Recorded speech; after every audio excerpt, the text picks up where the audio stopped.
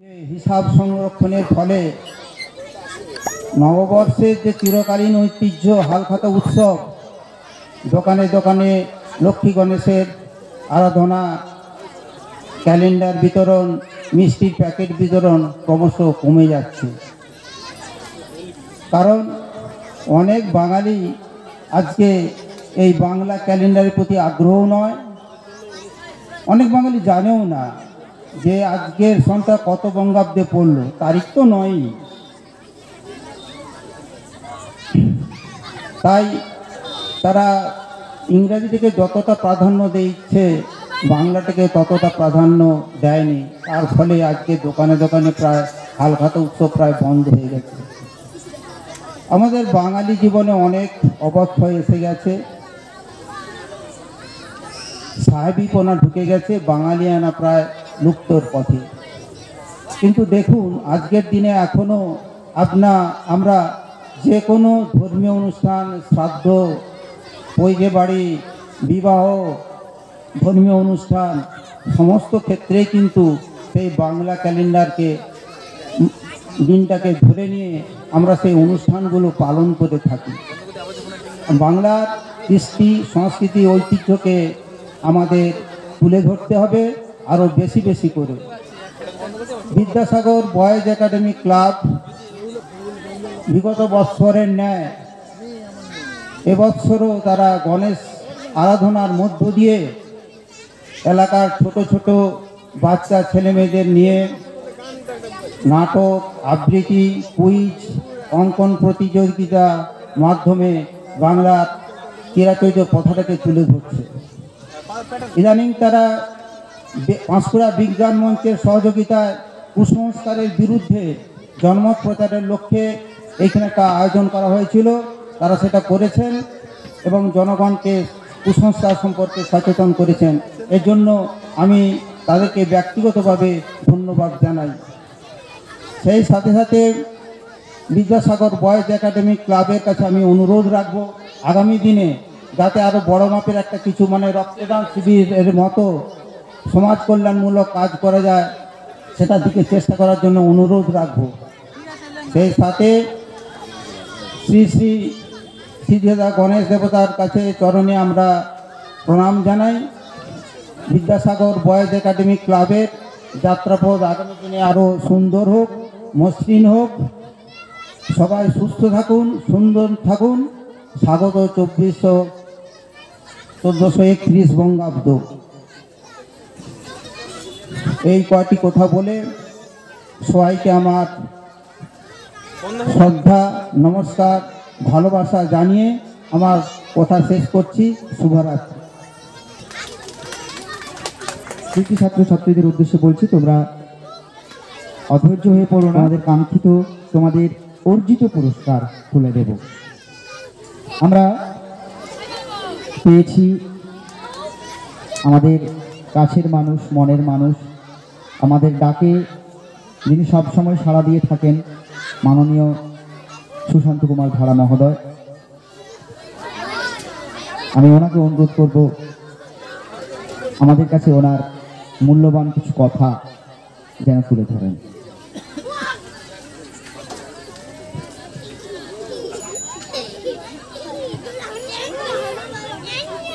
নমস্কার। যাকে ঘিরে, যে দেবতাকে ঘিরে, যে জনগণের যে দেবতা গণপতি, যে জনগণের যে দেবতা, প্রথমে তার চরণে প্রণাম জানাই। মাননীয় সভাপতি মহাশয়, মঞ্চে উপবিষ্ট আছেন আমাদের প্রায় এখানে সবারই শিক্ষক অঞ্জনবাবু মহাশয় আছেন, মলয়বাবু আছেন, অনুপবাবু আছেন এবং স্যার চিত্তবাবু আছেন। আপনারা আমার শ্রদ্ধা নেবেন। আর এই ক্লাবে আরও যাদেরকে দেখছি, সোমনাথ বাবু, উনি একটি প্রাইমারি স্কুলের, হাই স্কুলের প্রধান শিক্ষক। শান্তনু পাত্রকে দেখছি, উনি একটি হাই স্কুলের প্রধান শিক্ষক, প্রাইমারি স্কুলের প্রধান শিক্ষক। প্রসেনজিৎ বাবু আছেন, আমি সামনে অমিতকে দেখতে পাচ্ছি। তো এদের সবাইকে আমার সম্মান জানাই। আর সামনে যারা আছো কচিকা, যারা আমার অবশ্যই ভালোবাসা নেবে, মায়েরা আছেন, সবাই আমার সম্মান নেবেন। তো অ্যাকচুয়ালি আমরা এই ধরনের যে অনুষ্ঠান, আমি তো বাড়ি থেকেই শুনতে পাচ্ছি, এই ধরনের অনুষ্ঠান যারা অর্গানাইজ করে, আমাদেরকে যে ডাকে, এতে আমি আর কৃতজ্ঞতার শেষ নেই। কারণ আমি জানি যে এই ধরনের অনুষ্ঠান অ্যারেঞ্জ করতে যে পরিমাণ কষ্ট করতে হয়, এই যে এত অনুষ্ঠানের এত খরচ, সেই খরচ কালেকশন করা এবং তাদেরকে যারা পেছন থেকে এই খরচে উৎসাহ দিচ্ছে, খরচ দিচ্ছে, তারা কেউ বাইরে আছে, কেউ আসতে পেরেছে, কেউ হয়তো আসতে পারেনি, শুধু ভালোবাসা থেকেই এটা করে যাচ্ছে। এবং সোমনাথ বাবু আছেন, প্রসেনজিৎ বাবু আছেন, আরও সবাই এটা অর্গানাইজ করছে, এটা একটা খুব কঠিন বিষয়। তো সেই জন্যে আজকের এই ধরনের অনুষ্ঠানে যাতে প্রোগ্রামগুলো আরো সুন্দর হয়, এত গরমেও আপনারা নরনারায়ণ সেবা করেছেন, আমি এসেছিলাম, যথেষ্ট সফলতার সঙ্গে এবং মানুষকে যথেষ্ট সুন্দরভাবে সেবা করা হয়েছে। আরও বেশ কিছু প্রোগ্রাম এনারা নিয়েছেন। এই ধরনের প্রোগ্রাম আমরা যতই নিতে থাকব, ততই সমাজের উপকার হবে। প্রত্যেকের যে কষ্টার্জিত অর্থ, সে মুম্বাই থেকে আসুক, দিল্লি থেকে আসুক, ভারতবর্ষের যেখান থেকেই আসুক, সেই অর্থ যেন সমাজের গঠনমূলক কাজে লাগে, সেইটা কিন্তু এই বিদ্যাসাগর যে বয়েজ একাডেমিক ক্লাব করছে। বিদ্যাসাগর যার সামনে আছে তাকে তো করতেই হবে। বিদ্যাসাগর ঠিক সেই মানুষ, যেই মানুষের একটা অর্জিত পয়সা কোনো বাজে কাজে ব্যবহার হয়নি, শুধু যা কিছু প্রয়োজন তাই। এই সেই বিদ্যাসাগর, যে বিদ্যাসাগরের নাম প্রত্যেকটা মায়েদের মুখে মুখে মা আরাধ্য দেবতা হওয়া উচিত ছিল, কিন্তু দুর্ভাগ্য সেটা হয়নি। এই ধরনের প্রোগ্রাম আমাদের যশোরা গ্রামের মধ্যেই হচ্ছে। এখানে আমরা প্রায় যারা আছি সবাই যশোরা গ্রামের মানুষ। কাছে পিঠে আমাদের অনুপ আছে, বলয়বাবু আছেন, আমরা সবই কাছে। তাহলে এই গ্রামের এত বেশি উৎকর্ষতা, এত বেশি ভালো মানুষ এই গ্রামে আছে, আমরা সবাই একসঙ্গে অর্গানাইজড হই। আমাদের গ্রামের যেখানে যে ক্লাব বা যে সংগঠন আছে, সেই সংগঠনগুলো যাতে একসঙ্গে যুক্ত হয়, সেই চেষ্টা আমাদের করা উচিত বলে আমার মনে হয়। তাহলে আমরা পরস্পরের পাশে দাঁড়াতে পারবো। আমরা যশোরা পূর্বপাড়া বা মধ্যপাড়া, এখানে একটা যশোরা সঞ্চয়িতা গ্রন্থাগার স্থাপন করেছিলাম। সেই গ্রন্থাগার বেশ কিছুদিন চলেছিল। সেই গ্রন্থাগারকে এখন আবার পুনরায় সংস্কার করার চেষ্টা করা হচ্ছে। এই গ্রন্থাগারের পেছন থেকে অনেক ছেলেরা উপকৃত হয়েছেন। এটা আমাদের একটা প্রয়াস। আমরা চেষ্টা করব এই সমস্ত প্রয়াসগুলোকে একসঙ্গে যুক্ত করতে। এখানকার যারা কর্ণধার, তাদেরকে আমরা এটাই বলবো, সমস্ত পজিটিভ কাজ আপনারা করুন। আমি যশোরা বিদ্যাসাগর মানব বিকাশ কেন্দ্র থেকে একজন সদস্য, আমরা চেষ্টা করব আপনাদের পাশে দাঁড়াতে। এখানে একটা আলপনা প্রতিযোগিতা হয়েছিল পাঁশকুড়া আর্টিস্ট ফিউশনের পক্ষ থেকে, আবার সামনের বছর হবে। আপনারা যথেষ্ট সাহায্য করেছেন এবং শোভনলাল স্যার তিনি আসার কথা, হয়তো আসবেন।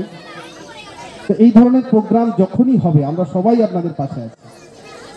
আরেকটা বিষয়,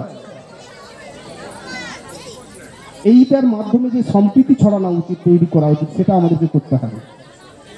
রাজনীতি এবং ধর্ম, বিদ্বেষযুক্ত ধর্ম, এইসবের বাইরেও যে মানবিক সম্পর্ক, সেটা নিয়ে এগোতে হবে। আর যে ঈশ্বরের সাধনা দিয়ে আমরা সবাইকে সামনে আনতে চাই, তার সম্বন্ধে আমাদেরকে গভীরভাবে জানতে হবে। যদি তার সম্বন্ধে আমরা গভীরভাবে না জানি, তাহলে কিন্তু আমাদের এই ঈশ্বর সাধনা সঠিক হবে বলে আমার মনে হয় না। এটা আমি প্রায় জায়গায় নিয়ম করি, যেখানে যেরকমই ঈশ্বর সাধনা হয়, দেবতার সাধনা হয়, সেটা আমরা বলার চেষ্টা করি। কারণ আমরা যদি আমাদের নিজস্ব যে সংস্কৃতি হাজার হাজার বছর আগে তৈরি হয়েছিল, যেখানে প্রথম বেদে জিজ্ঞাসা করা হয়েছিল কেন, কি হচ্ছে, কিভাবে হচ্ছে, তার যে উত্তর, সেই উত্তরগুলো পেতে গিয়ে যে যে বিষয়গুলো জন্মেছিল, সেই বিষয়গুলো কখনো দেবতার রূপে আমাদের সামনে উপস্থাপন করা হয়েছে, অনেক গূঢ় রহস্য। সেই গূঢ় রহস্যগুলোকে আমরা কিন্তু দেবতাটায় প্রণাম করে সেটাকে শেষ করে দিয়েছি। আর কিছু বিধর্মী যাদের তত্ত্বটাকে তথাকথিত যারা একেশ্বরবাদী, তারা মনে করেন, যারা পৌত্তলিকায় বিশ্বাসী নয়, তারা এটাকে এমনভাবে খারাপ ইত্যাদি বলে আমাদের সামনে উপস্থাপন করেছে যে আমরা সেটাকে খারাপ বলে ভাবতে শিখেছি। এর ফলে আমরা এই হিন্দু সমাজের, বিশেষ করে সনাতনী যারা হিন্দু, যারা ভারতবর্ষের সংস্কৃতিকে দীর্ঘদিন আগে থেকে যারা লালন করছে, তারা কিন্তু অনেকটাই বিপন্ন। সেক্ষেত্রে আমি বলবো, আপনারা আমাদের বেদ, মহাভারত, রামায়ণ, পুরাণ ইত্যাদি পড়ুন। সেখানে অনেক জিনিস আছে, যেই জিনিসগুলো হয়তো কিছুটা নাটকের রূপ দেওয়া আছে, রূপক আছে, সেই রূপকগুলো বাদ দিয়ে নির্যাসটায় ঢোকার চেষ্টা করুন। তাহলে দেখবেন আপনি মনে একটা সত্যের সন্ধান পাচ্ছেন। আমাদের এই যে গণেশ আছেন, এই গণেশের সম্বন্ধে যদি বলতে হয়, অতটা বলার আমার স্পর্ধা নেই, যতটুকু জানি তাতেও অনেক। আজকে এত অতিথি আছেন, সেই অতিথিদের সামনে এত কিছু বলার সময় হয়তো হবে না। দুটি একটি শুধু কথা বলবো আমি গণেশ সম্বন্ধে, আমাকে বলতেই হবে, কারণ আমি এটাকে মনে করি যে যেখানে যে অনুষ্ঠানে যে দেবতার অনুষ্ঠান হবে, সেখানে সেই দেবতা সম্বন্ধে আমাদের প্রত্যেকের একটু স্মৃতিচারণ করা উচিত এবং তার যে প্রকৃত যে আধ্যাত্মিক তাৎপর্য বলা উচিত।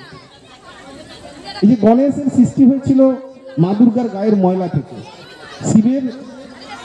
শিবের একজন বাহন ছিল নন্দী, আর দুর্গা চেয়েছিলেন যে আমার মতো একজন সে আমার কথা তো শুনুক, তো গণেশ তৈরি হয়েছিল। সেই গণেশকে তিনি দ্বাররক্ষী হিসাবে রেখে স্নান করতে গিয়েছিলেন। শিব এসেছেন, শিবকে বাধা দেওয়ার ফলে শিব ভয়ানক রেগে যায় এবং তার মুণ্ডচ্ছেদ করে। এই মুণ্ডচ্ছেদ অবস্থা দেখে পার্বতী ভয়ঙ্কর রেগে যান এবং তিনি সৃষ্টিকে ধ্বংস করতে উদ্যত হন। তখন একটি প্রাণীর মাথা এনে এখানে যুক্ত করা হয়, সেটা হাতির মাথা। এইখান পর্যন্ত কাহিনী তো আমরা সবাই জানি। তাহলে এটা কি শুধুই একটা কাহিনী? আমরা এখনো গণেশকে দুর্গা এবং শিবের ছেলে বলে জানি। আমরা কি ভুল জানি? আসলে বিষয়টা হচ্ছে, একজন মানুষের ভালো মন্দ সবকিছুর বিচার থাকে তার মননে, মানে মাথায়। তাহলে যে মানুষটার জন্ম হয়েছে ময়লা থেকে, সেই মানুষটার মাথা কোনোদিন ভালো হতে পারে না। তাই শিব তার মাথাটা কর্তন করে এমন একটা মাথা দিয়েছেন, যে মাথার অনেক বেশি জ্ঞানী, যে মাথা কান অনেক বড়, সে শুনতে পায়, যার মুখটা ছোট সে কম কথা বলে, যে পিটপিট করে তাকায় জ্ঞানীদের মতো, এবং যার সুর আছে, যে সর্বদা সচেতন সবকিছু নিয়ে। তাহলে এমন একটি দেবতা তৈরি হলো, যার দেহ পার্বতীর দেওয়া আর মস্তিষ্কটা কিন্তু দেওয়া শিবের। এইখান থেকে এই বিষয়গুলোকে এইভাবে যদি আমরা গভীরভাবে দেখি, তাহলে কিন্তু আপনি সত্য সন্ধানের অনেক স্বাদ পাবেন। এর বাহন নির্বাচন, এই যে বসে আছেন, এর বাহন নির্বাচন ইঁদুরকে। এই ইঁদুর বাহন নির্বাচন নিয়ে বিভিন্ন মতামত আছে। ইঁদুর সবকিছু কেটে দেয়। এই মোহ জগতের থেকে, মায়াময় জগৎ থেকে আমাদেরকে বের করতে হলে অবশ্যই আমাদেরকে এই মায়া কাটতে হবে। এটা কেউ বলেন খুব মাটির কাছাকাছি থাকার জন্যই এই দেবতা এত ইজিভাবে মানুষের কাছে উপস্থাপিত হয়, সেই জন্যই তাকে বাহন হিসেবে দেওয়া হয়েছে। আপনি ভাবতে পারেন, আপনি ভাবুন, তাহলে একটা মূর্তি আমাদেরকে কতটা ভাবাচ্ছে, আপনি এটা ভাবুন। তার একটা একটা পা উপরের দিকে তোলা আছে। এটার অর্থ হচ্ছে তার একটা পা থাকবে মাটিতে, আর একটা পা তিনি কিন্তু উপরের দিকে যাচ্ছেন, মানে ভালোর দিকে যাচ্ছেন। আমরা অনেক সময় কি করে আমরা বলি না যে আমাদের পা আর মাটিতে পড়ে না, এরকম বিষয়টা নয়। এই যে ওনার সুর, আপনি সমস্ত জায়গায় দেখবেন যে সুরগুলো, সুর যে ওনার সুরটা বাঁকার ভ্যারাইটি আছে, যে কোনো দিকে কিন্তু বাঁকানো যায় না, বাম দিকে না ডান দিকে এটা নিয়েও কিন্তু তত্ত্ব আছে। যদি বাম দিকে হয় তাহলে কি, ডান দিকে হয় তাহলে কি? বাম দিকে থাকে পার্বতী, ডান দিকে থাকে শিব ওনার। তাহলে আপনি যদি এই সংসার, সুখময় সংসার এবং আনন্দ জগৎ, যেখানে বস্তু আছে, যেখানে আনন্দ আছে, সংসার আছে, সেইভাবে আপনি শিবের এই গণেশের আরাধনা করতে চান, তাহলে কিন্তু সূর্যটা বাম দিকেই থাকতে হবে। এবং এটাও এভাবেই আছে, আপনারা দেখবেন এভাবেই রাখা হয়। আর যদি শিবের পথে, কষ্টের পথে, অনেক প্রতীক্ষা ত্যাগের পথে আপনি যদি পরমাত্মার শান্তি পেতে চান, তাহলে ডান দিকে সুর থাকতে হবে। সেটা সাধারণত গৃহস্থ পরিবারে থাকে না। এই যে গণেশ, এই গণেশের দুজন স্ত্রী ছিল।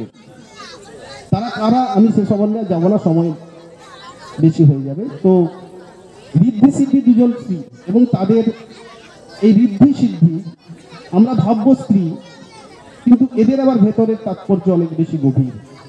আদৌ এরা এরকম কোনো মানবী কিনা, মানে এরকম কোনো দেবী কিনা, সেটা কিন্তু ঠিক না। এই তত্ত্ব এখানে অনেক বেশি গভীর লুকিয়ে আছে।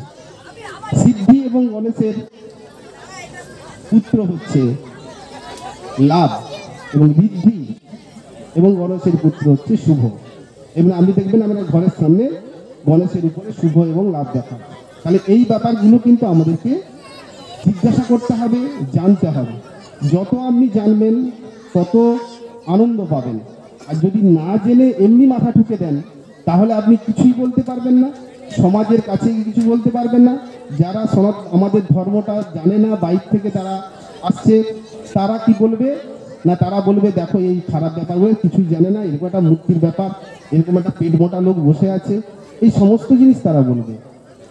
তাহলে আপনাদেরকে আমাদের কিন্তু জানতে হবে। খুব একটা সাধারণ বিষয় নিয়ে আমরা যেটা বলি, শিবলিঙ্গে জল ঢালা। কোনো কোনো নেত্রী দেখা যাচ্ছে তিনি তার প্রতি খারাপ ব্যবহার করছেন।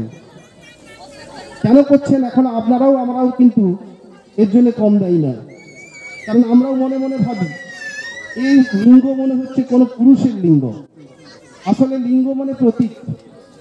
শিব যখন সমাধিস্থ হন, সমাধিস্থ হওয়া হচ্ছে এমন একটা বিষয়, যখন তিনি জীবিত অবস্থাতেও একটা বৃহৎ জগতের সঙ্গে নিজেকে যুক্ত করেন, পরমাত্মার সঙ্গে নিজেকে যুক্ত করেন, সেটা হচ্ছে সমাধিস্থ মুহূর্ত।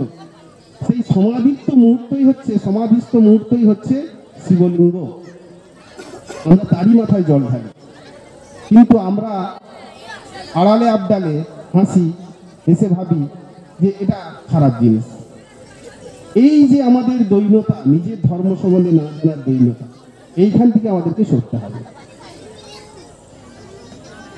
এবং এই সমস্ত সাধনার মাধ্যমে কর্মের মাধ্যমে, এই যে কর্ম হচ্ছে, এটাকে কর্মযোগ বলে। কর্ম সন্ন্যাস আর কর্মযোগ।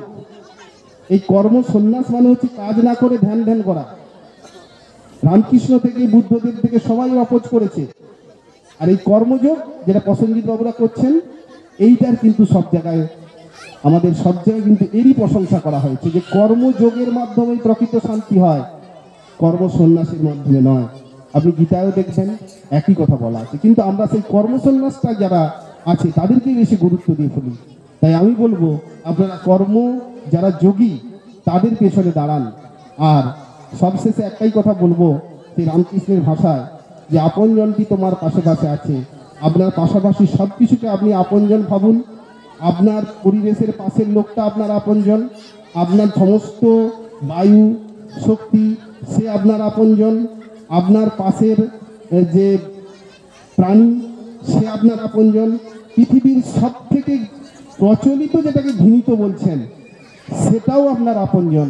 সেই যদি ভাবনা নিজের মধ্যে একবার আনতে পারেন, দেখবেন আর আপনার মধ্যে কোনো কষ্ট নেই, আপনি শান্তিতে বাস করতে পারেন।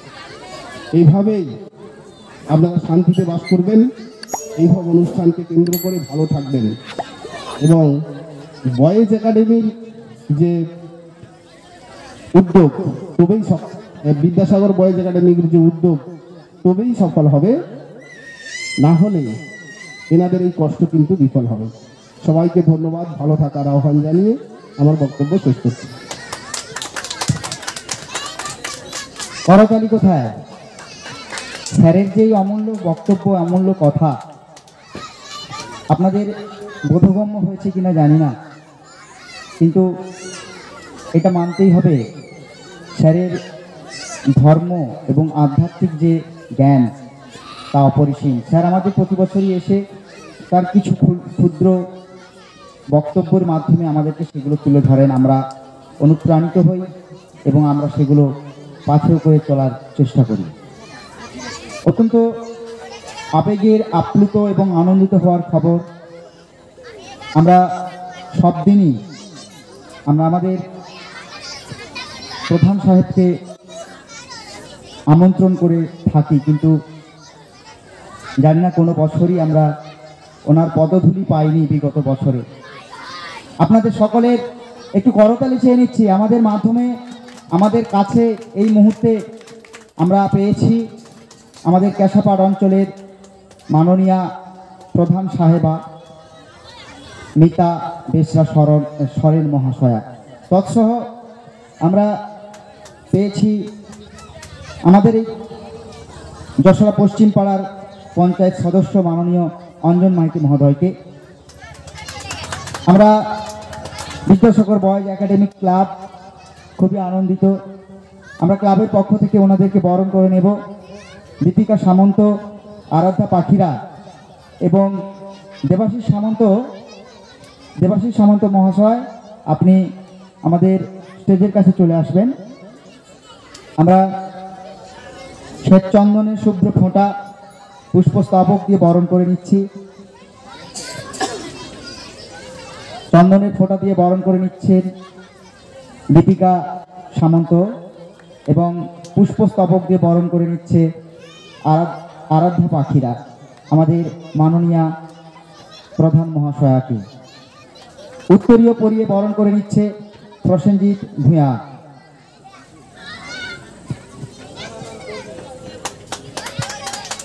আপনাদের সকলে করতালি আমাদের উদ্বুদ্ধ করে, তাই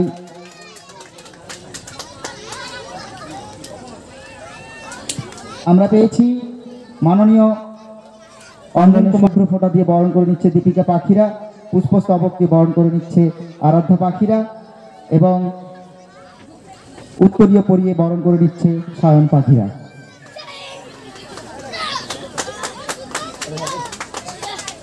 আমরা আর কাল বিলম্ব নয়, দূর দূরান্ত থেকে বিদ্যালয়ের ছাত্রছাত্রীরা আমাদের মধ্যে উপস্থিত হয়েছে, তাই আমরা প্রথমে বিদ্যালয়ের কৃতি ছাত্রছাত্রীদের আমরা পুরস্কারের যে কৃতি ছাত্রছাত্রীদের সম্বর্ধনা দেওয়া সেটা আমরা শুরু করছি।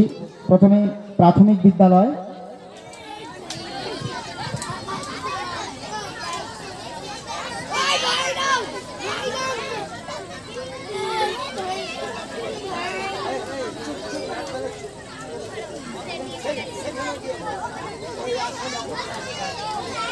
প্রথম শ্রেণীর যশোরা চন্দ্রগিরি প্রাথমিক বিদ্যালয়ের প্রথম শ্রেণীর প্রথম অজয় মান্না, দ্বিতীয় সাক্ষী পাত্র এবং তৃতীয় অনির্বাণ পাখিরা। তোমরা মঞ্চে চলে এসো।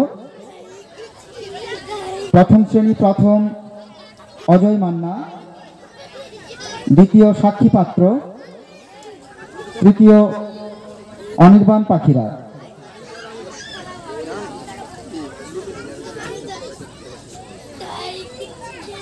এই পুরস্কারটি সহযোগিতায় মাননীয় দেবাশিস সামন্ত, মা শীতলা ডেকোরেটর, যশোরা মা শীতলা নিরামিষ ডেকোরেটরের প্রোপাইটার মাননীয় দেবাশিস সামন্ত মহোদয়ের বিশেষ উদ্যোগে এই পুরস্কারগুলি তুলে দেবেন মাননীয় সুশান্ত বাবু। আমি সুশান্ত বাবুকে সামনে আসার জন্য অনুরোধ করছি। প্রথম শ্রেণীর প্রথম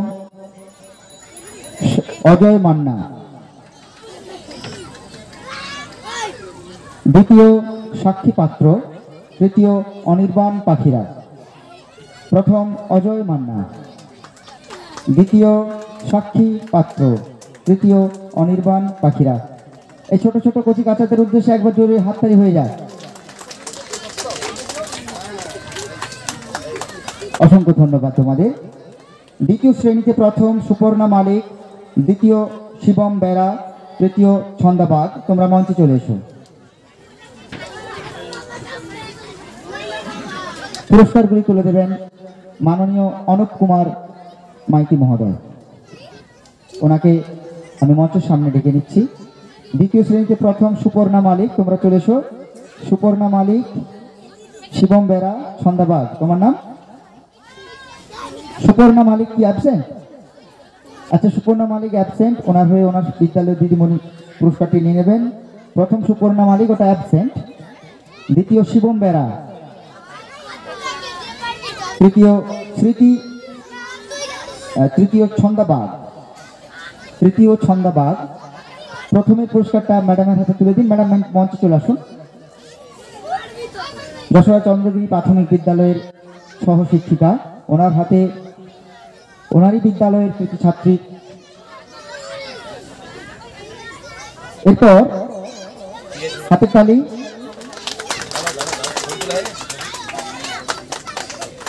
এরপর তৃতীয় শ্রেণী প্রথম অমলেশ মেটা, দ্বিতীয় অঙ্কন পাত্র এবং তৃতীয় স্মৃতি বেরা।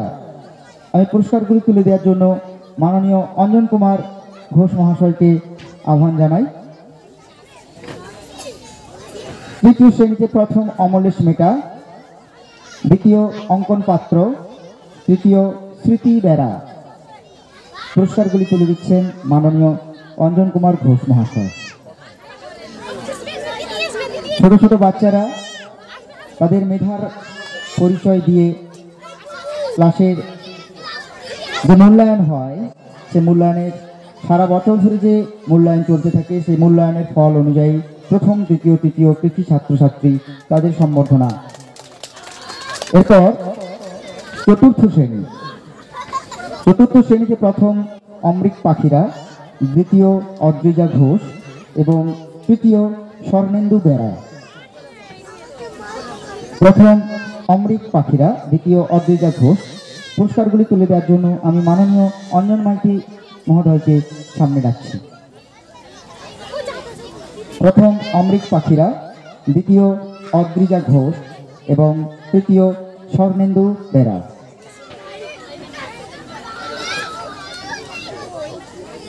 প্রথম অমৃত পাখিরা, দ্বিতীয় অদ্রিজা ঘোষ এবং তৃতীয় স্বর্ণেন্দু বেরা।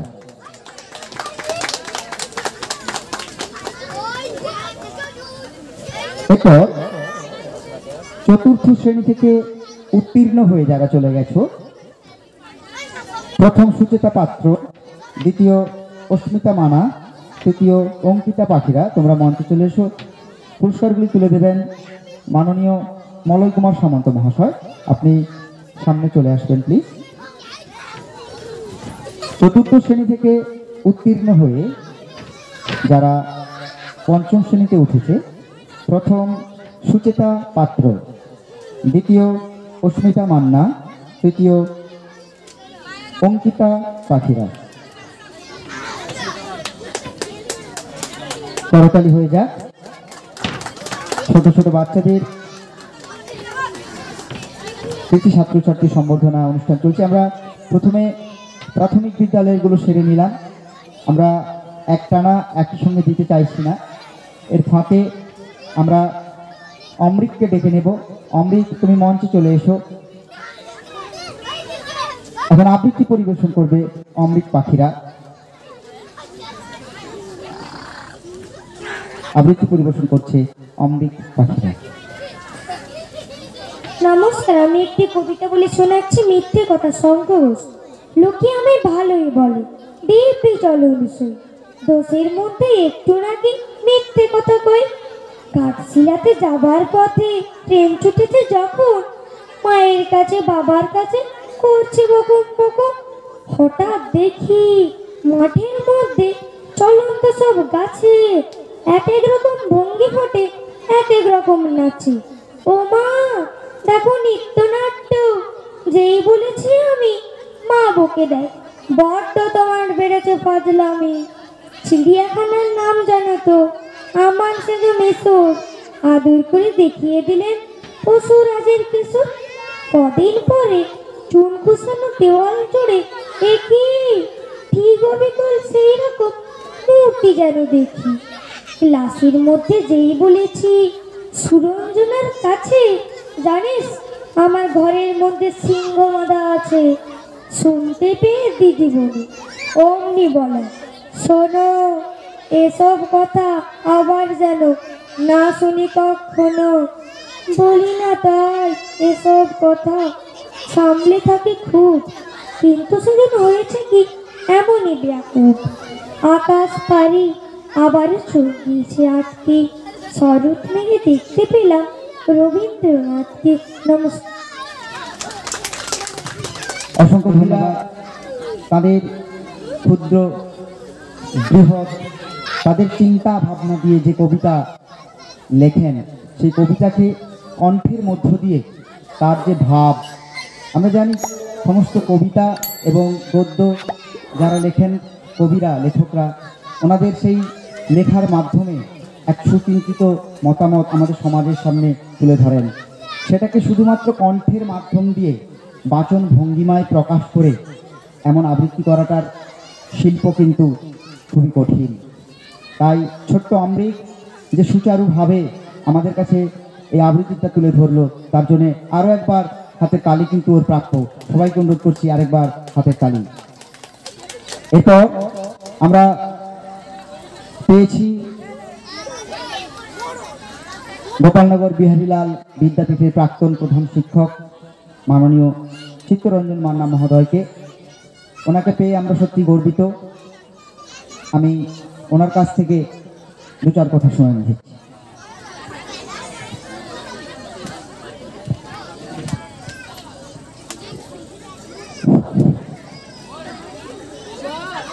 নমস্কার। প্রথমে শ্রী শ্রী গণেশ দেবতার শ্রীচরণে, রাতুল চরণে শতকোটি প্রণাম জানাচ্ছি।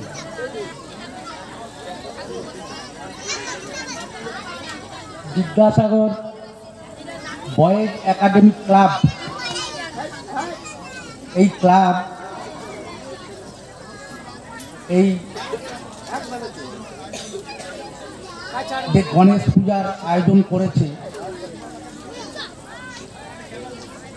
সেই পূজাকে কেন্দ্র করে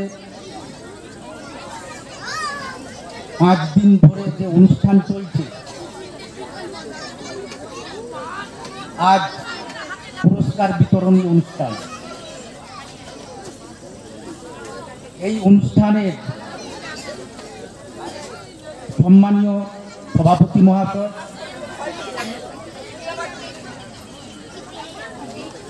মঞ্চে উপস্থিত আছেন শ্রদ্ধেয় প্রাক্তন প্রধান শিক্ষক ক্ষেত্রহাট হাই স্কুল অঞ্জন বাবু, মঞ্চে উপস্থিত আছেন প্রাথমিক সহশিক্ষক মলয় বাবু, বাগলিবাগ হাই স্কুলের সম্মানীয় সহশিক্ষক,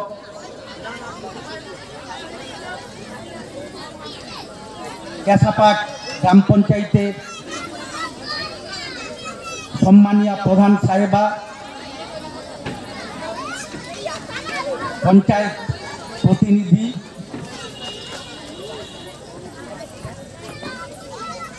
বিশেষ সম্মানীয় অতিথিবৃন্দ, এই ক্লাবের সম্মানীয় পদাধিকার ব্যক্তি, মেম্বার, মঞ্চের সামনে উপস্থিত আছে দর্শক মণ্ডলী, বিভিন্ন প্রতিযোগিতায় অংশগ্রহণকারী প্রতিযোগিনী মা ও বোনেরা এবং আজকে এই অনুষ্ঠান যিনি সঞ্চালনা করছেন সম্মানীয় সঞ্চালক মহাশয়, সবাইকে যথাযোগ্য স্থানে আমার আন্তরিক শ্রদ্ধা, ভালোবাসা, প্রীতি, শুভেচ্ছা, অভিনন্দন এবং কৃতজ্ঞতা জানাচ্ছি। এবং আরও একটু বলছি যে আমার এই গ্রামে অনেক আত্মীয় আছেন, যারা সিনিয়র আছেন, তাদেরকে প্রণাম জানাচ্ছি এবং অন্যান্যদেরকে আমার শ্রদ্ধা ভালোবাসা জানাচ্ছি। প্রথমে বলি, মঞ্চে বেশিরভাগ আমরা শিক্ষক মহাশয় উপস্থিত আছি আর প্রাক্তন এবং বর্তমান।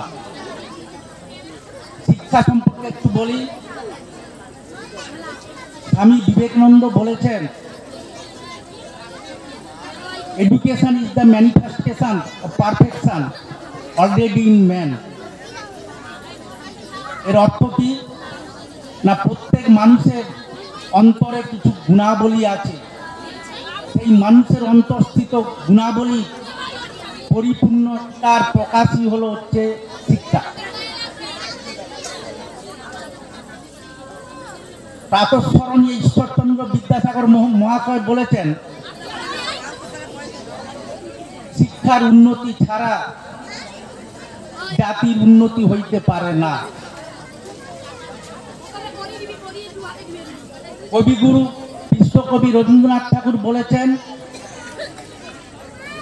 যে শিক্ষা মানুষের মনুষ্যত্ব জাগাইয়া তোলে না, সে শিক্ষা কুশিক্ষা।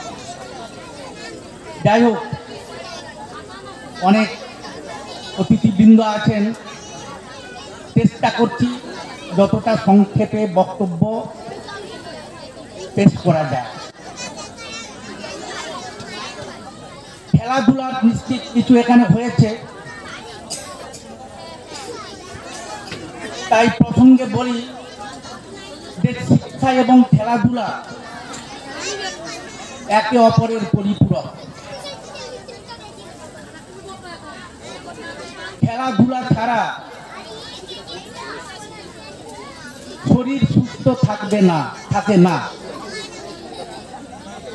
আবার শরীর সুস্থ না থাকলে মানুষের যে বৌদ্ধিক বিকাশ, সে পড়াশোনা হোক, গান বাজনা হোক, সঙ্গীত হোক, আবৃত্তি হোক, এই মানসিক বিকাশের উন্নতি হতে পারে না।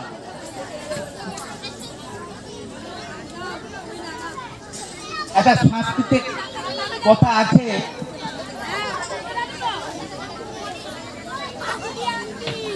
শরীর মাধ্যম হলু ধর্ম সাধন। ইংরেজিতে একটা সেন্টেন্স আছে, sound body and sound mind আর কি টু অল সাকসেস।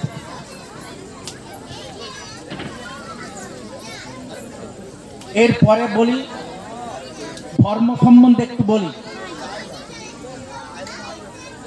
ধর্ম কি না, কর্মই হলো ধর্ম। আপনি যে কর্ম করছেন, সেই কর্ম নিষ্ঠার সঙ্গে, আন্তরিকতার সঙ্গে সম্পন্ন করলেই আপনার ধর্মের প্রতি সম্মান জানানো হবে, আপনার ধর্ম পালন করা হবে। তবে গীতাতে আছে কি, যে কর্ম করে তার ফলের আশা করা ঠিক না। কর্মের প্রতি অধিকার আছে, ফলের প্রতি নই। তাই বলা হয় কি, কর্মণ্যে বাধি কারস্তে মা ফলেষু কদাচন। প্রতিযোগিনীদের উদ্দেশ্যে বলছি, তোমরা বিভিন্ন প্রতিযোগিতায় যারা অংশগ্রহণ করেছ, প্রত্যেকেই আমার আশীর্বাদ জানাচ্ছি, ভালোবাসা জানাচ্ছি। তবে মনে রাখতে হবে, প্রতিযোগিতায় যারা সফল হয়েছ তারা স্বাভাবিক আচরণ করবে, অহংকার বোধ করবে না। আবার যারা প্রতিযোগিতায় ব্যর্থ হয়েছ তারা হীনমন্যতায় ভুগবে না। ইংরেজিতে একটা সেন্টেন্স আছে, failure is the pillar of success. যাই হোক, আর বিশেষ কিছু বলছি না, ক্লাবের উদ্দেশ্যে বলছি। যদিও এই ক্লাব সম্পর্কে বিশেষ ধারণা নেই, এই আমি ক্লাবের এই অনুষ্ঠানে আজ প্রথম উপস্থিত হয়েছি।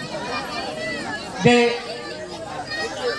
ক্লাব যেন বিভিন্ন জনকল্যাণমূলক কাজকর্ম করে, রক্তদান শিবির, বস্ত্রদান, কম্বল দান, মশারি দান, এগুলো করবার জন্য অনুরোধ করছি।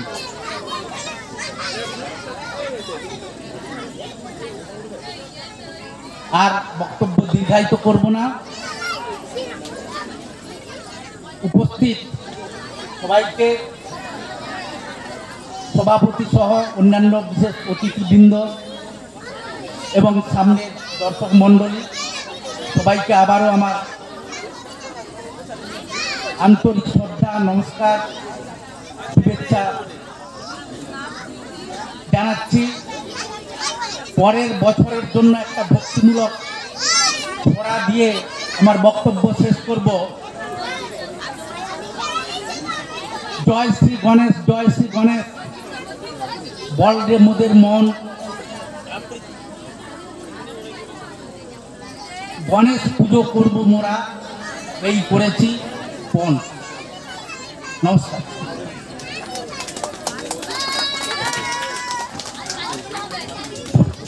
অসংখ্য ধন্যবাদ মাননীয় চিত্তবাবুকে। এরপর আমরা স্বাদ বদল করার জন্য একটা ছোট্ট মেয়ে নাচ করবে। শ্রাবণী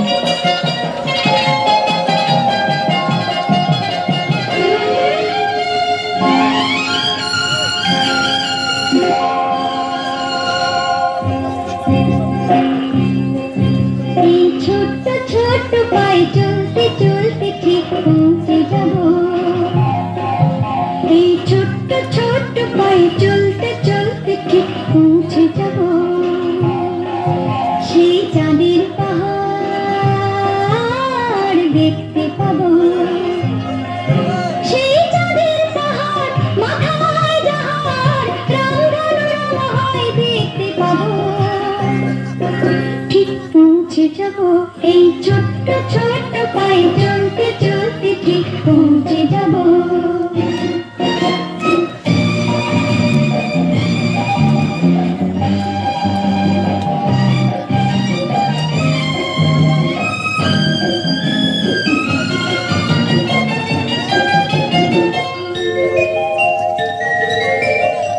বড় কিছু কাজে কি মন সহজে হয়, কষ্ট কি মনে করো কষ্ট নয়।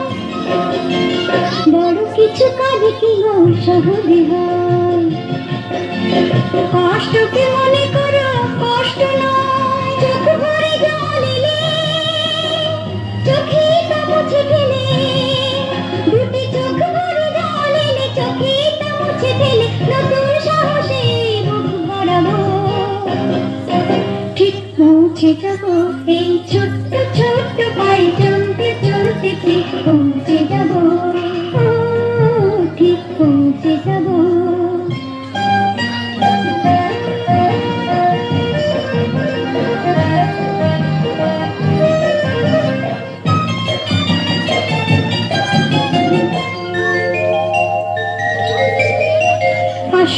দুঃখ তাতে দুঃখ নেই,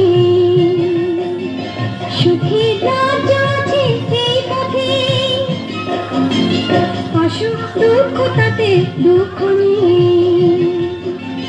সুখের রাজ্য আছে এই পথে, মনটা শক্ত করে দুহাতে দুহাত ধরে, এই মনটা শক্ত করে দুহাতে দুহাত ধরে, না কিছু শঙ্কা ভয় সব তাড়াবো, ঠিক পৌঁছে যাবো এই ছোট্ট ছোট্ট পায়ে চলতে চলতে, ঠিক পৌঁছে যাবো সেই চাঁদের পাহাড় দেখতে পাবো, সেই চাঁদের পাহাড় মাথায় পাহাড় রাউধানায় দেখতে পাবো, ঠিক পৌঁছে যাবো সেই ছোট্ট ছোট্ট পায়ে চলতে চলতে, ঠিক পৌঁছে যাবো, ঠিক পৌঁছে যাবো,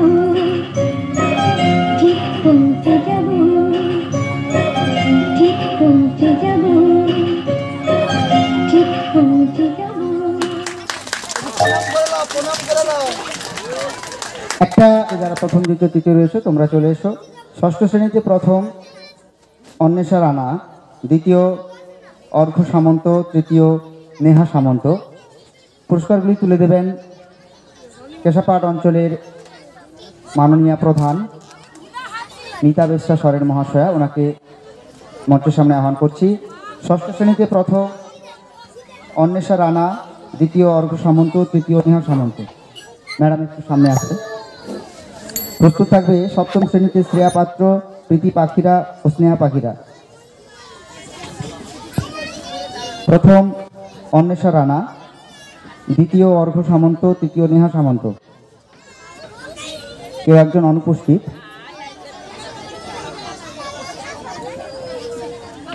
প্রথম অনুপস্থিত, তাই তো? দ্বিতীয় অর্ঘ্য সামন্ত, তৃতীয় নেহা সামন্ত। সপ্তম শ্রেণীতে প্রথম শ্রেয়া পাত্র, দ্বিতীয় প্রীতি পাখিরা, তৃতীয় স্নেহা পাখিরা।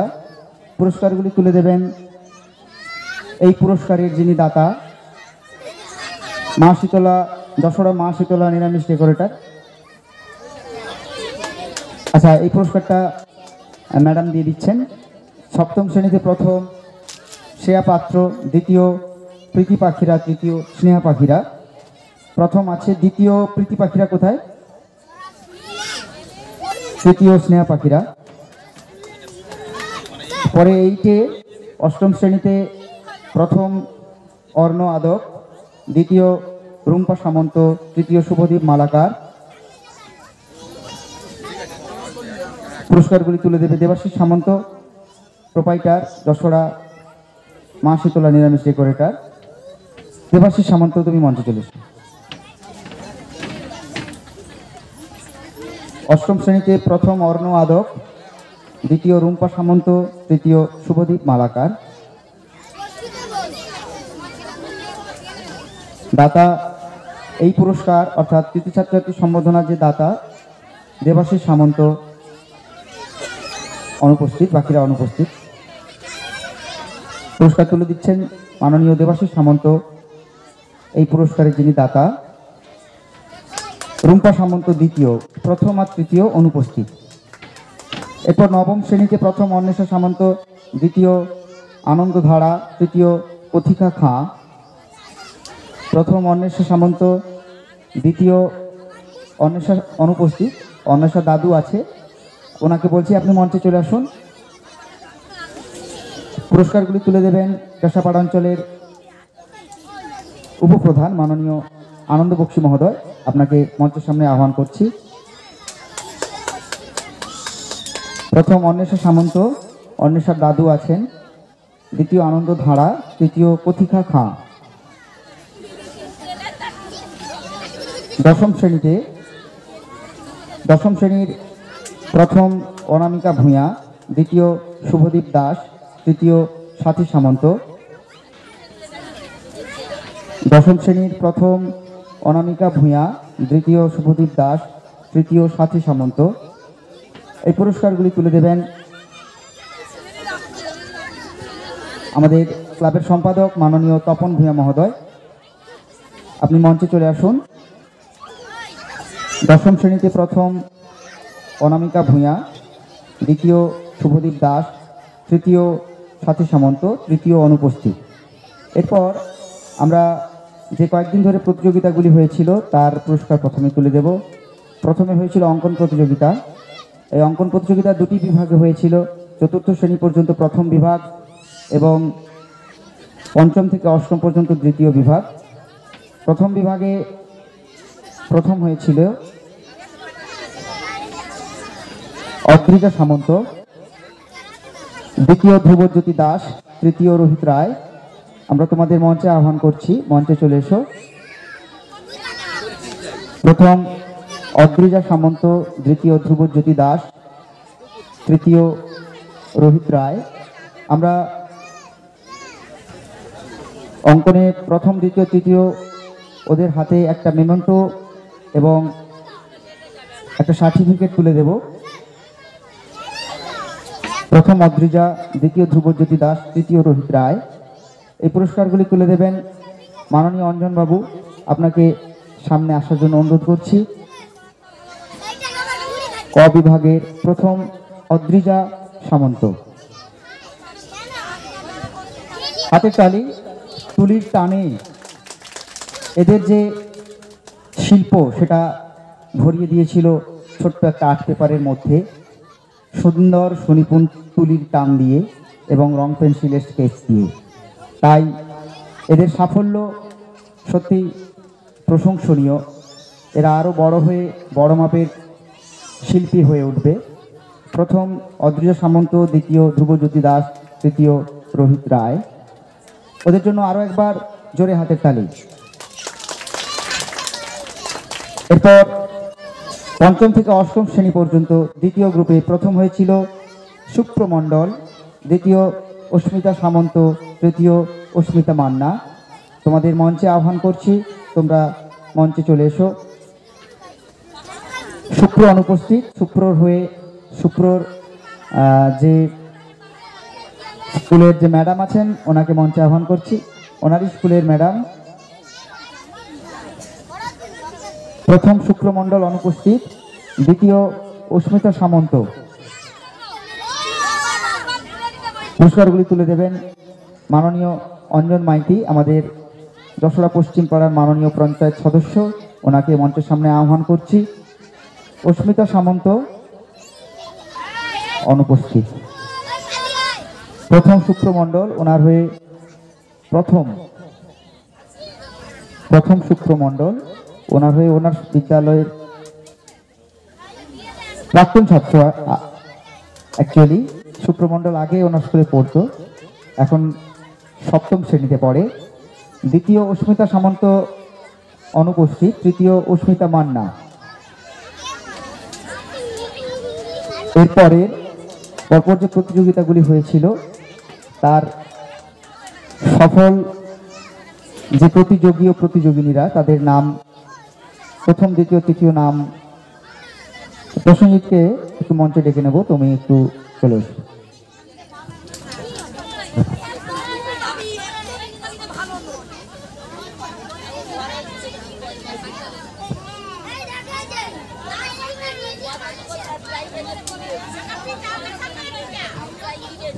হ্যালো,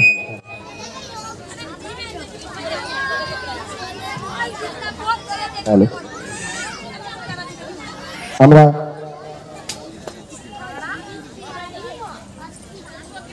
গত কয়েকদিন ধরে কিছু ক্রীড়া প্রতিযোগিতার আয়োজন করেছিলাম।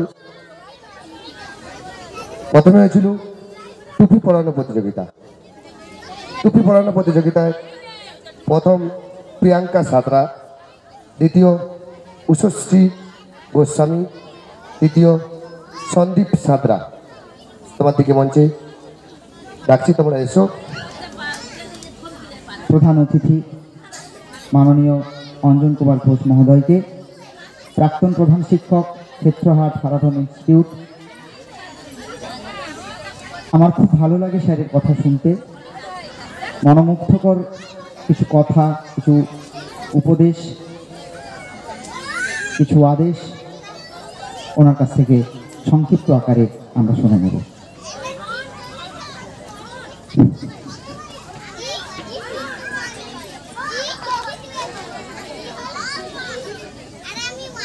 সম্মানীয় সভাপতি মহাশয়, মঞ্চে উপবিষ্ট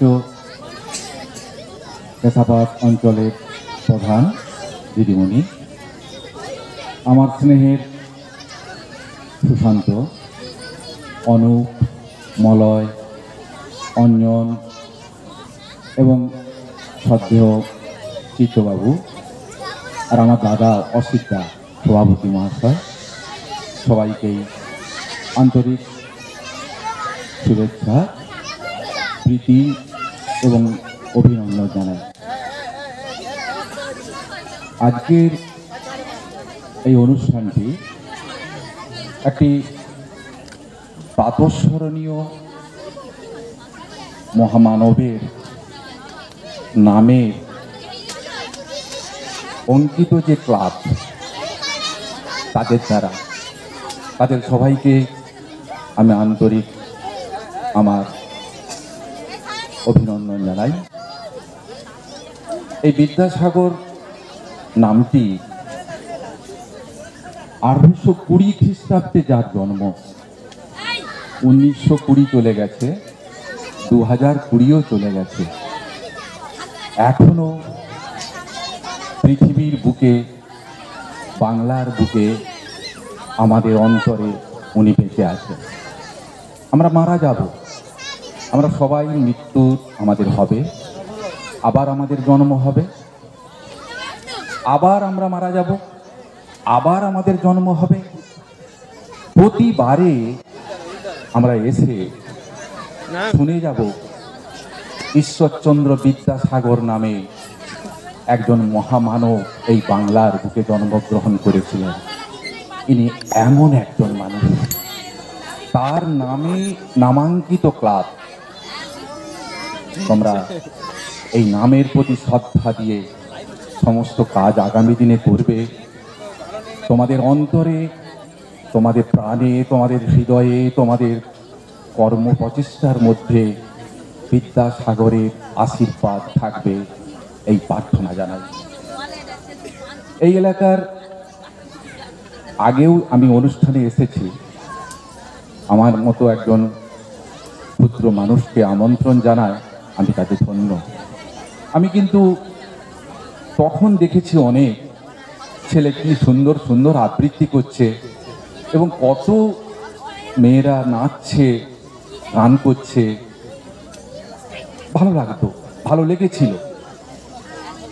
আজকেও আশা করি হয়তো পরে আছে, থাকতে হবে, থাকা উচিত।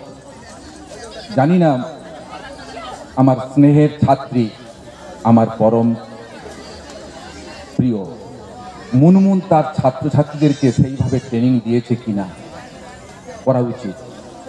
একটা এলাকার সমৃদ্ধি, একটা এলাকার সভ্যতা, একটা এলাকার সংস্কৃতি মধ্য দিয়ে আমরা বুঝতে পারি, জানতে পারি সেই এলাকার মানুষজন কত সভ্য, কত মনুষ্য চেতনায় উদ্বুদ্ধ।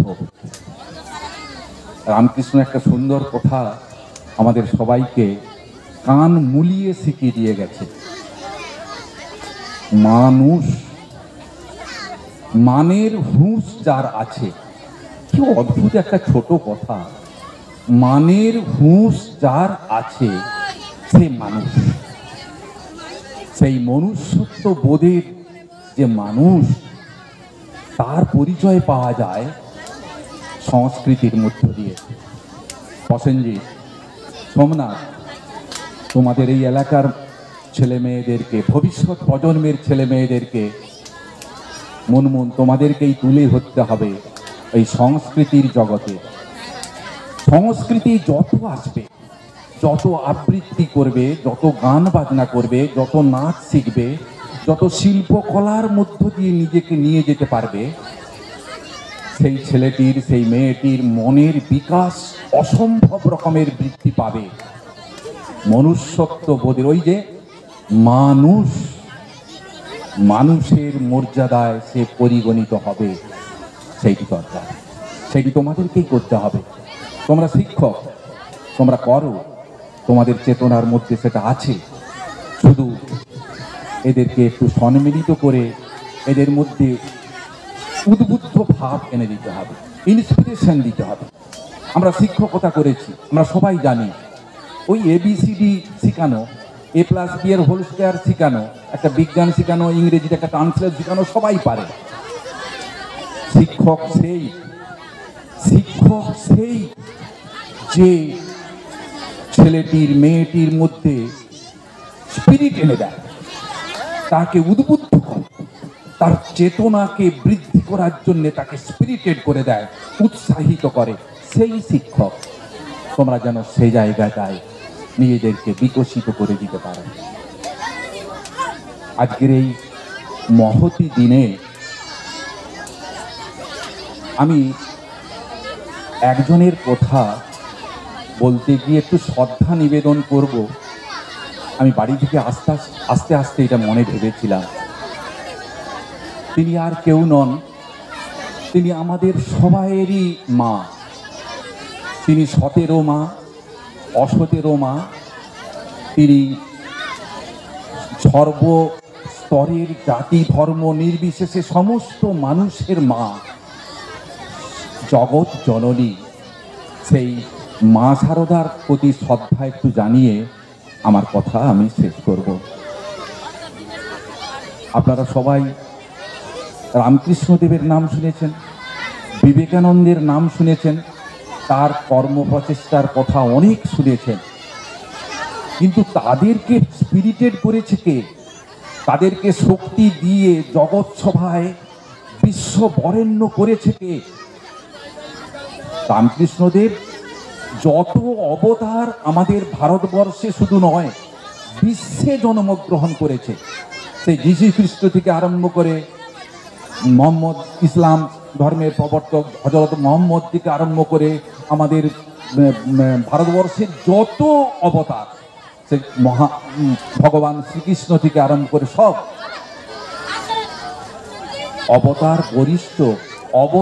বরিষ্ঠ অবতারদের মধ্যে শ্রেষ্ঠতম তিনি হচ্ছেন আমাদের রামকৃষ্ণদেব। আর বিবেকানন্দ জগৎ সভায় শ্রেষ্ঠ মহাপুরুষ। আজও এখনো পর্যন্ত পাশ্চাত্য দেশের প্রতিটি নাগরিক আমরা কতটুকু বিবেকানন্দকে চিনি, কতটুকু জানি, জানার এখনো তার কিছুই নয়। সে মহাসাগর, তার একটু এক বালতি জল পর্যন্ত আমরা তুলে খেতে পারি না, দেখতে পারি না। এত বড় বিশাল মহাসাগর বিবেকানন্দ। তাকে পাশ্চাত্য দেশের মানুষ যা শ্রদ্ধা করে, আমাদের ভারতবর্ষের মানুষ করে না, বাংলার লোকও করে না, জানে না, চিনে না, জানে না। এত এখনো পর্যন্ত বিশ্বে যত মহান মানুষ জন্মগ্রহণ করেছেন, তার মধ্যে শ্রেষ্ঠতম মানুষ স্বামী বিবেকানন্দ। আর এই দুটি মানুষের প্রেরণার উৎস জগৎ জননী মা শারদা। তিনি আমাদের সবাইয়ের মা। দেখবেন আমরা ঘরে ঘরে রামকৃষ্ণদেবের পূজা করি, বিবেকানন্দের পূজা করি। এত কাছে ছিল, এই মাত্র 100 বছর হয়নি ওনারা চলে গেছেন। 1886-তে চলে গেছেন, 1986, এই 100-150 বছর হয়েছে চলে গেছেন। ওনাদেরকে দেখেছেন, ওনাদের সান্নিধ্যে যারা ছিলেন তারা সব, অনেকে আমাদেরকে সব লিখে গেছে, বলে গেছে, তাদের ছবি দিয়ে গেছে, ইত্যাদি ইত্যাদি। অন্য কোনো কিন্তু অবতারদের করেনি। কৃষ্ণের ছবি আমরা জানিনি, কৃষ্ণকে আমরা কল্পনায় দেখেছি, কল্পনায় ভেবেছি, কাল্পনিক পৌরাণিক পটে উনি আছেন। এমনকি যীশু খ্রিস্টকেও কল্পনার জগতে আমরা দেখেছি। কিন্তু রামকৃষ্ণদেব, বিবেকানন্দকে আমরা সচরাচর একবারে হাতে নাতে দেখেছি। তাদের উৎস এই শারদমা। তখন 16-17 বছর বয়স। দক্ষিণেশ্বরে রামকৃষ্ণদেব থাকে। আমি অল্প কথাই বলছি, মাকে একটু শ্রদ্ধা শুধু জানাবো আপনাদের মাধ্যমে। আমি আমার ওই বিশ্বজননী মাকে শুধু একটু প্রণাম জানাবো বলে দু চারটি কথা বলতে চাই। মা দক্ষিণেশ্বরে আছেন। রামকৃষ্ণদেব সারদা মাকে গভীর রাত্রে, এক অমাবস্যার গভীর রাত্রে, ফলহারিণী কালী পূজা যেদিন হয় সেদিন মাকে তার নিজের ঘরে ডেকে নিয়ে গিয়ে গঙ্গা জল দিয়ে তাকে স্নান করিয়ে নতুন বস্ত্র পরিয়ে সমস্ত পূজা উপকরণ দিয়ে ওই যে দশ মহাবিদ্যার ষোড়শী আছে সেই ষোড়শী উপাচারে পূজা করছেন আমাদের ঠাকুরকে। এতটুকু মিথ্যা কথা নয়, আপনারা একটু শুনুন, একটু শুধু শুনুন। মা কি জিনিস জানবেন? একটা সারাদিনের মধ্যে একটা বেল পাতা, একটা তুলসী পাতা মায়ের চরণে দিয়ে প্রণাম করবেন, দেখবেন জীবনে আপনি কত শান্তি পাচ্ছেন। কি মা এ, কি জগৎ জননী মা এ যে কি আপনারা চিনতে পারবেন। একটু বলছি শুনুন। সেই মাকে পূজা করে রামকৃষ্ণদেব তার জীবনের সমস্ত কিছু আরাধনা সাধনার সমস্ত মূল্যবান দ্রব্য মায়ের পায়ে তলে দিয়ে প্রণাম করছে। জপমালাটা পর্যন্ত দিয়ে সেই সারদা মাকে প্রণাম করছেন এবং তিনি জগৎজননী মা রূপে তাকে প্রচার করছেন বা তার মধ্যে শক্তি আনয়ন করছেন। এবং সারদা মা বলছেন যে এইসব যখন হচ্ছে আমি যেন কোথায় চলে গেছি, আমি আর ইহলোকে নেই, আমি মনুষ্য যে একটি মহিলা আমি আর নেই, আমি দেবতার কোন স্তরে কোথায় যে চলে গেছি জানতে পারি না। অ্যাকচুয়ালি আপনারা যদি একটু ভাবেন দেখবেন নারায়ণের যেমন স্ত্রী লক্ষ্মী, তিনিও দেবী, দেবতার স্ত্রী দেবী। রামচন্দ্রের যেমন স্ত্রী সীতা, তিনিও দেবী। কৃষ্ণের ক্ষেত্রে যেমন রাধা, তিনিও দেবী, তেমনি আমাদের রামকৃষ্ণ অবতার ভগবান, ভগবানের স্ত্রী সারদা মা, তিনিও দেবী, ভগবতী। ভাবতে পারছেন?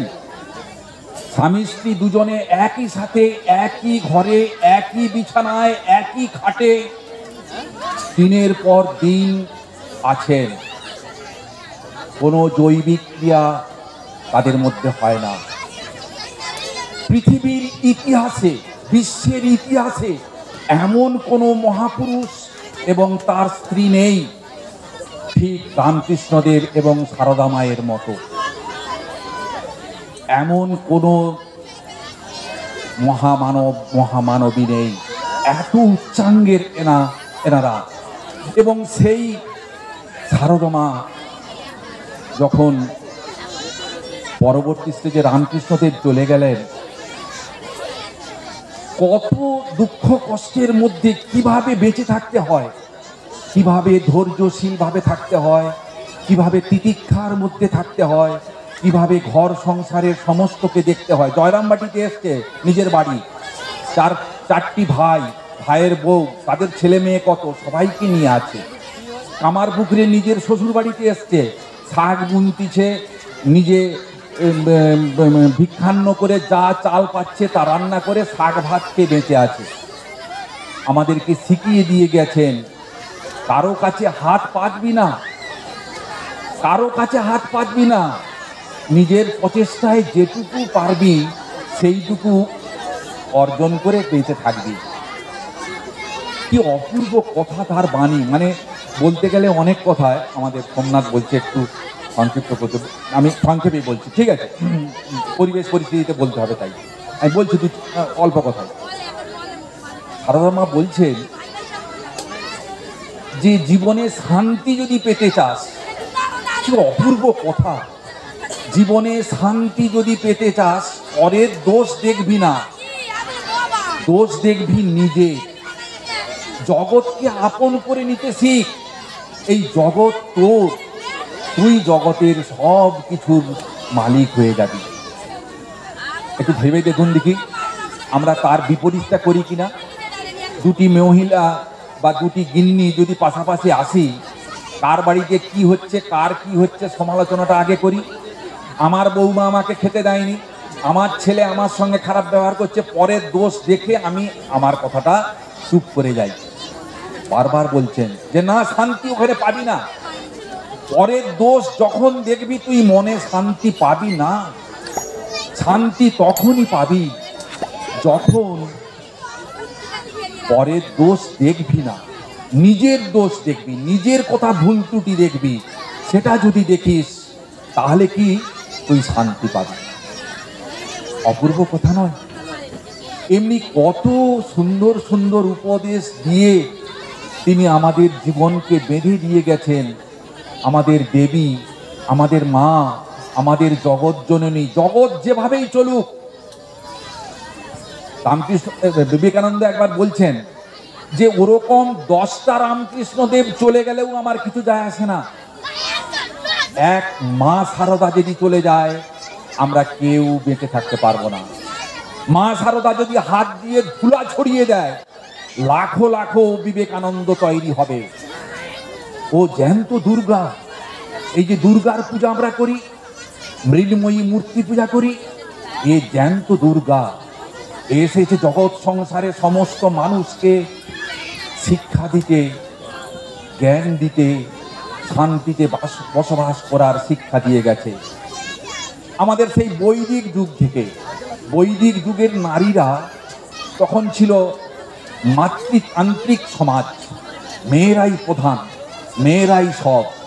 এই মাঝখানে সব এই বৌদ্ধ জৈনরা এসে, ব্রাহ্মণ্য ধর্ম এসে, এই গুপ্ত যুগ, মৌর্য যুগ, এই সব যুগে এসে এমন হলো মেয়েদেরকে সব নিচু স্তরে নামিয়ে গেল। আগে মেয়েদের উপনয়ন হতো, ব্রাহ্মণের ছেলেদের যেমন পৈতে হয় মেয়েদের হতো। মেয়েরা যজ্ঞে অংশগ্রহণ করত, মেয়েরা বেদ পাঠ করত, মেয়েরা সমস্ত কিছু জ্ঞানের কৈটুম্বুজ ছিল। এই যে গীতা উপনিষদের এই বেদের কথা এসব ঋষিরা তৈরি করে গেছে। কত মহিলা ঋষি, কত মহিলা ঋষি তৈরি করে গেছে বৈদিক যুগে। সেই বৈদিক যুগের পর থেকে মেয়েদেরকে পেষণ করে করে করে করে করে করে একবারে নিচু স্তরে নামিয়ে বর্তমান যুগে এই যে সত্য যুগ এলো, এই সত্য যুগ, এই যুগে মহিলারা প্রাধান্য পেল। এই সারদা মার কাছ থেকেই মহিলাদের চেতনা ফিরিয়ে আনবার প্রচেষ্টা হলো। সত্যের যুগ মানে কি বলছে? যে যুগে সত্যটাই বড়। সারদা মা বলছেন, ওই রামচরিত মানসের লেখক তুলসী দাস বলে গেছেন যে 3টে গুণ যদি কোনো মানুষের থাকে সে তাহলে ঈশ্বরকে পাবে। এক হচ্ছে সত্যের উপর অটুট থাকা, 2 ঈশ্বরের কাছে সমস্ত কিছু সমর্পণ করা, 3 এই বিশ্ব চরাচরের সমস্ত মহিলাদেরকে মা বলে সম্বোধন করা, মা বলে সম্মান করা, মা বলে শ্রদ্ধা করা। যদি এই 3টা গুণের অধিকারী কোনো মানুষ হয় সে ঈশ্বর পাবে। যদি না ঈশ্বর পায়, তুলসীদাস ঝুট বাদ বলতা হ্যায় বলে গেছেন। আর সারদা মাও বলছেন, রামকৃষ্ণদেবও বলছেন, সত্য যুগ, সত্যকে শুধু অটুট করে রাখ, সততা বোধ নিয়ে থাক, ঈশ্বর তোকে একদিন দর্শন দিবেই দিবে, নিশ্চয়ই দেবে। মাগো, আমার মায়ের মাধ্যম দিয়ে আমি সমস্ত মায়ের কাছে বিনম্রভাবে শ্রদ্ধা জানিয়ে যাচ্ছি, আমার নমস্কার জানিয়ে যাচ্ছি।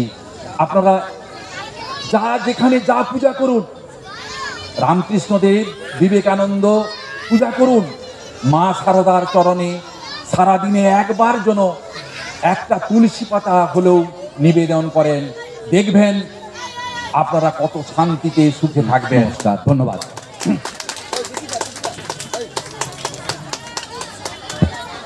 অসংখ্য ধন্যবাদ মাননীয় অঞ্জন বাবুকে।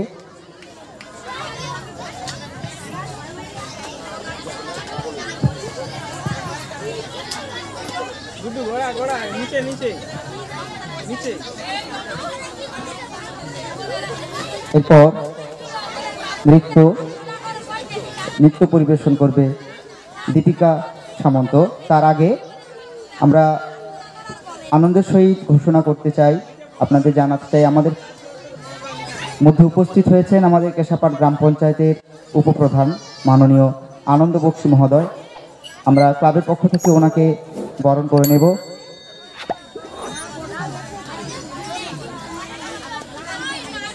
পুষ্পস্তবক এবং উত্তরীয় দিয়ে বরণ করে নেবে।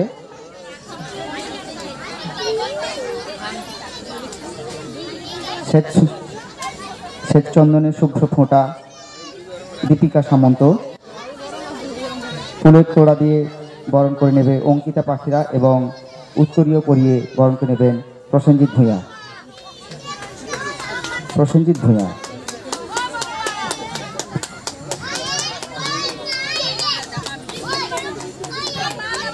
হ্যাঁ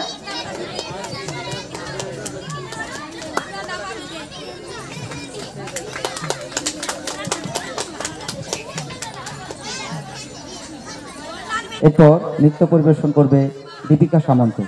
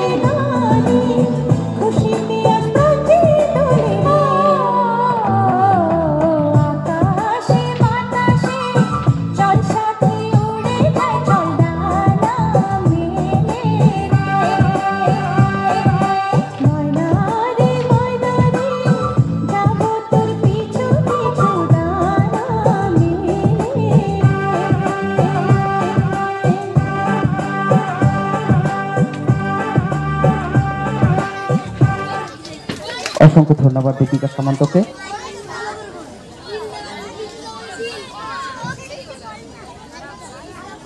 পুরস্কারটি তুলে দিচ্ছে ক্লাবের সদস্য সুমন ভূঁইয়া। সুমন ভূঁইয়া, তুমি মঞ্চে আসবে।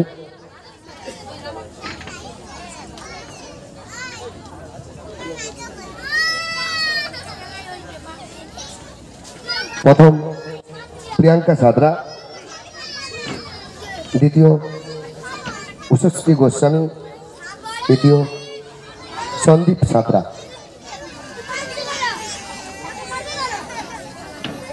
বিদ্যাসাগর বয়েজ একাডেমি ক্লাব প্রতি বছর বিভিন্ন ক্রীড়া ও সাংস্কৃতিক প্রোগ্রামের আয়োজন করে থাকে। আমরা মেতে থাকি নববর্ষের শুরু থেকেই বেশ কয়েকদিন। আজকে তার অন্তিম রজনী। আজকে আমরা গণেশ দেবতাকে বিদায় জানাবো। মাঠের উত্তর প্রান্তে আমাদের গণেশ দেবতার পরমান্ন দেওয়া হচ্ছে। আগত সবাইকে অনুরোধ করছি প্রসাদ গ্রহণ করুন। এরপর ঝুড়িতে বল ছোড়া প্রতিযোগিতা। ঝুড়িতে বল ছোড়া প্রতিযোগিতায় প্রথম হয়েছে প্রসেনজিৎ পাখিরা এবং দুজন করে আছে প্রসেনজিৎ পাখিরা এবং তার সহযোগী দুজনকেই মঞ্চে আহ্বান করব। দ্বিতীয় রাহুল পাখিরা ও তার সহযোগী, তৃতীয় গোপাল ভূঁইয়া এবং তার সহযোগী। সবাইকে মঞ্চে ডাকছি। ঝুড়িতে বল ছোড়া প্রতিযোগিতা, খুবই আকর্ষণীয় এই প্রতিযোগিতা ছিল। আমরা টিভিতে দিদি নম্বর 1 প্রোগ্রামে এই সকল প্রতিযোগিতা দেখে থাকি। এসে তোমরা মঞ্চে প্রথম প্রসেনজিৎ পাখিরা ও তার সহযোগী, দ্বিতীয় রাহুল পাখিরা ও তার সহযোগী, তৃতীয় গোপাল ভূঁইয়া ও তার সহযোগী।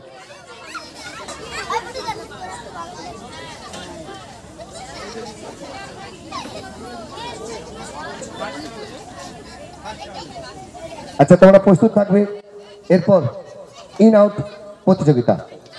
ইন আউট প্রতিযোগিতায় প্রথম প্রিয়াঙ্কা মান্না, দ্বিতীয় প্রিয়াঙ্কা ভূঁইয়া, তৃতীয় প্রত্যুষা ভূঁইয়া। আমাদের তিনজনকে মঞ্চে রাখছি।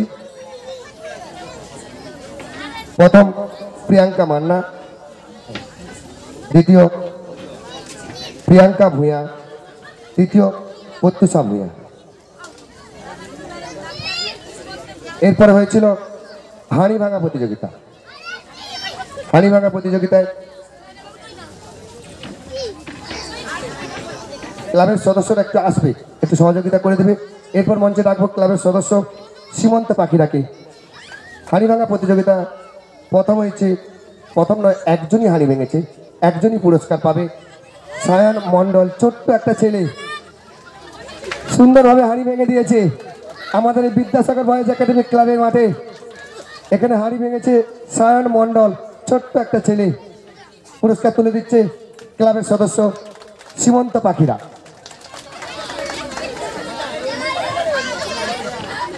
এরপরে হয়েছিল টাং টুইস্টার প্রতিযোগিতা। টাং টুইস্টার প্রতিযোগিতায় প্রথম হয়েছে সৃজিতা সামন্ত, দ্বিতীয় শ্রেয়া সামন্ত, তৃতীয় অপূর্ব পাখিরা। টাং টুইস্টার আমাদের লাইন ছিল একটা, সেই লাইনটা একটা নির্দিষ্ট সময়ের মধ্যে কে বেশিবার বলতে পারে।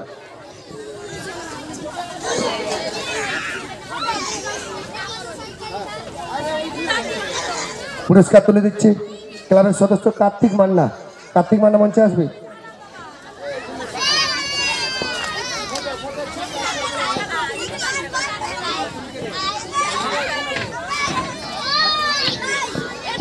প্রথম সৃজিতা সামন্ত, দ্বিতীয় শ্রেয়া সামন্ত, তৃতীয় অপূর্ব পাখিরা।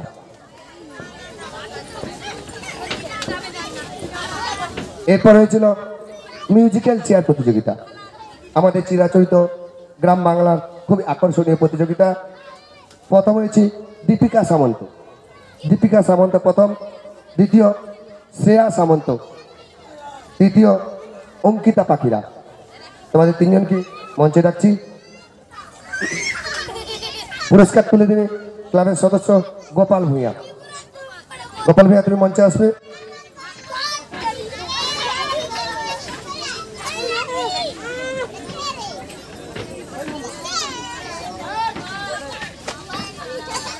আমরা বিদ্যাসাগর বয়েজ একাডেমি ক্লাব খুবই আনন্দিত এবং উৎফুল্ল। এই এত গুণী মানুষজনের যে আহ্বান করেছিলাম, সবাই আমাদের ডাকে সাড়া দিয়েছে। এরপরে আজকে শেষ প্রতিযোগিতা এবং সব থেকে আকর্ষণীয় প্রতিযোগিতা এবছর নয়, বছর বছর বিদ্যাসাগর বয়েজ একাডেমি ক্লাব আয়োজন করে থাকে গো অ্যাজ ইউ লাইক প্রতিযোগিতা। গো অ্যাজ ইউ লাইক প্রতিযোগিতায় প্রথম হয়েছে রনি মান্না, প্রথম হয়েছে রনি মান্না, কৃত দাস। রনি মান্নাকে মঞ্চে রাখছি। জোরে হাততালি রনি মান্নার নামে। শুধু তাই নয়, প্রতি বছর প্রথম বা দ্বিতীয় কোনো একটা পুরস্কার পেয়ে থাকে। খুব ভালো করেছে সুশান্তবাবু বলছেন। রনি মান্না, দ্বিতীয় সৌম্য পাখিরা, বাসুদেবের যমুনা পার্ক, তৃতীয় সুদীপ্তা বেড়া, মডার্ন বৌমা। শুধু তাই নয়, যুগ্ম থার্ড হয়েছে। আমাদের বিচারক মণ্ডলী মতে প্রায় পয়েন্ট সমান হয়ে গেছিল, তাই আমরা তৃতীয় স্থানাধিকারী দুজন হয়েছে, সুদীপ্তা বেরা মডার্ন বৌমা এবং সৃজিতা সামন্ত প্লাস্টিক দানব। তোমাদেরকে মঞ্চে ডাকছি, পুরস্কার তুলে দিচ্ছে ক্লাবের সদস্য দীপঙ্কর সামন্ত।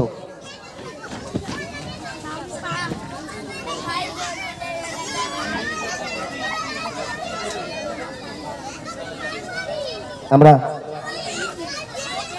তিনজনকে পুরস্কার তুলে দেব, কারণ আমরা ভাবতে পারিনি তো যুগ্ম থার্ড হবে। তো আমাদের যে কোনো একজন থার্ড, মানে আমাদের ঘরের মানুষ সুদীপ্তা বেড়াকে আমরা ক্লাবের পক্ষ থেকে কালকে পুরস্কার দিয়ে দেব।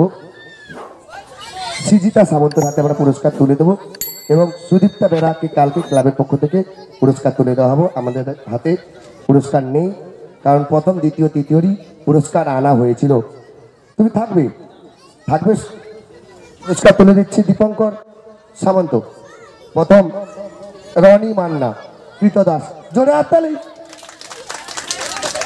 দ্বিতীয় সৌম্য পাখিরা, তৃতীয় সৃজিতা সামন্ত, আরো একজন আছে তৃতীয় সুদীপ্তা বেড়াকে পরে আমরা পুরস্কার দিয়ে দেব।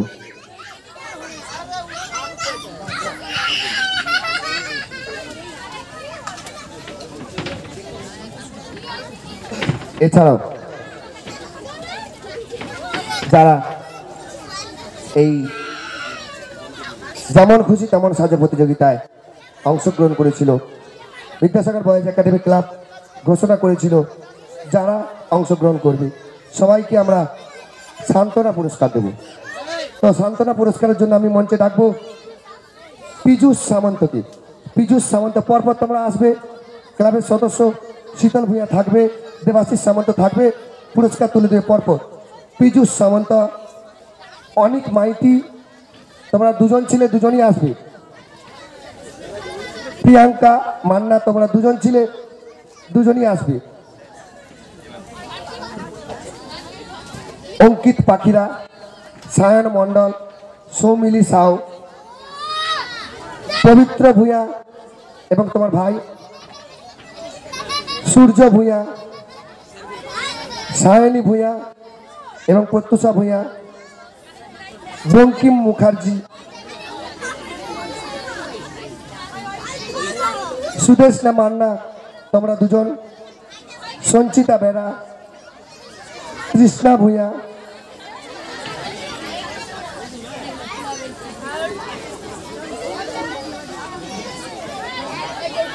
অনিশা বেরা, তোমরা দুজন আসবে।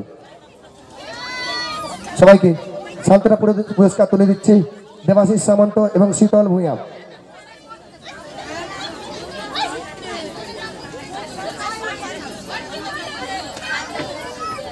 এছাড়াও অঙ্কিতা পাখিরা এবং তোমরা দুজন।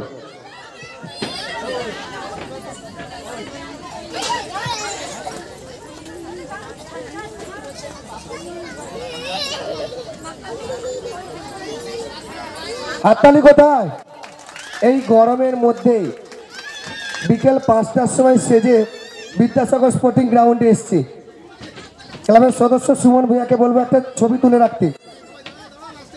এত সুন্দর প্রোগ্রাম, শুধু তাই নয়, আমরা হয়তো অভাব বোধ করেছি, গত কয়েক বছর এর থেকেও বেশি পার্টিসিপেন্ট ছিল, কিন্তু এই বছর এত গরমে মানে সাজতে পারেনি।